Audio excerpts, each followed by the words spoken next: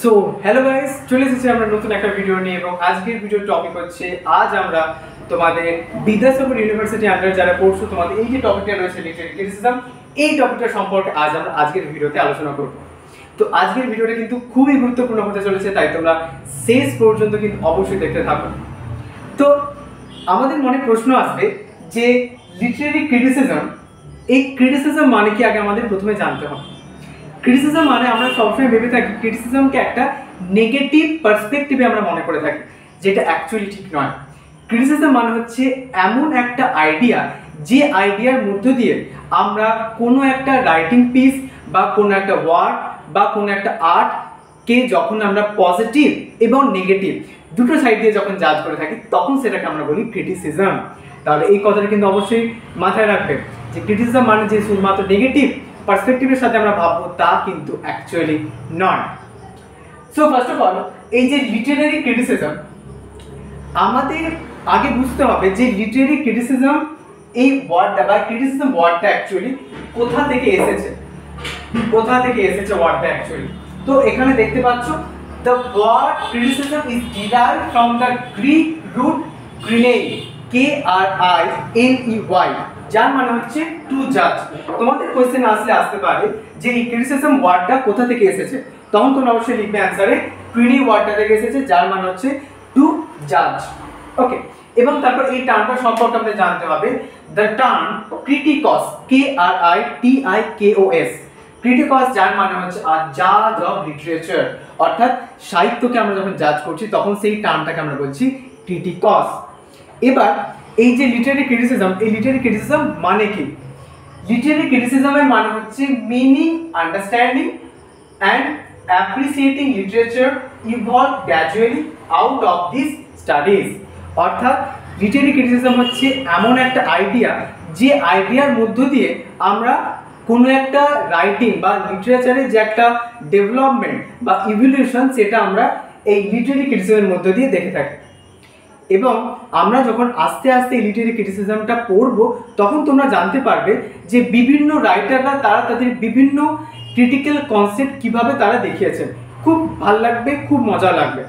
এবং তোমরা কিন্তু যদি এই ক্রিটিসিজম টেকনিকগুলো বা ক্রিটিসিজম যে কনসেপ্টগুলো রয়েছে, এগুলো যদি একটু খুব ভালোভাবে বুঝে নাও, তাহলে কিন্তু তোমাদের যাই কোশ্চেন আসুক, সব কোশ্চেনের অ্যান্সার তোমরা কিন্তু খুব সহজেই দিতে পারবে।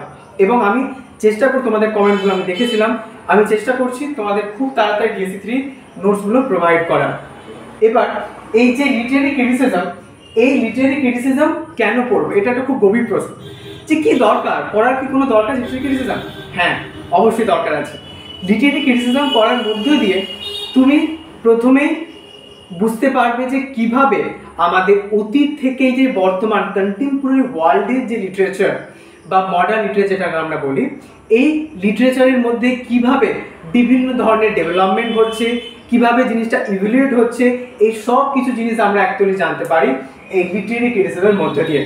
আরও জানতে পারি, এর ফলে আমরা যখন কোনো একটা রাইটিং নিয়ে যখন সেটাকে ক্রিটিক্যালি জাজ করব, তখন কি করব, তখন আমরা দেখতে পাবো যে বাহ, রাইটার তো খুব সুন্দর করে এই টেকনিকগুলো ব্যবহার করছেন তার রাইটিংয়ে।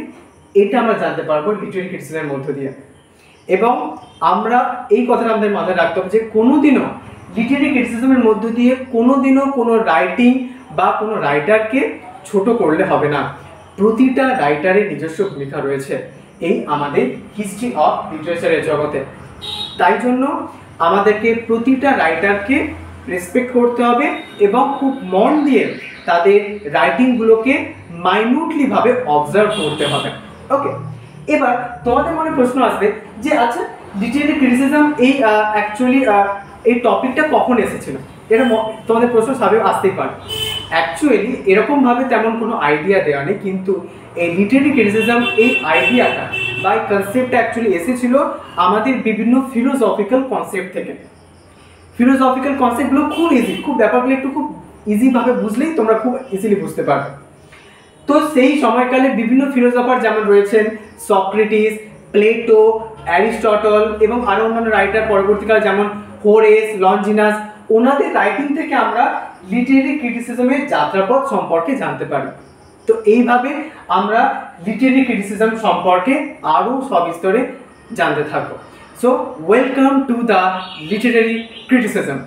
অ্যান্ড তোমাদের যদি কারো কোথাও কোনো প্রশ্ন থাকে অবশ্যই তোমরা কিন্তু কমেন্টে জানাও, এবং আমরা আস্তে আস্তে চেষ্টা করব, এই একটা খুব বিশাল বড় টপিক, তো ব্রড টপিক, তো আস্তে আস্তে চেষ্টা করবো টপিকটাকে খুব তাড়াতাড়ি কমপ্লিট করার। ওকে, বেস্ট অফ লাক। খুব ভালো তোমরা কিন্তু পড়তে থাকো এবং সুস্থ থাকো এবং সাবধানে থাকো। বেস্ট অফ লাক সবাইকে।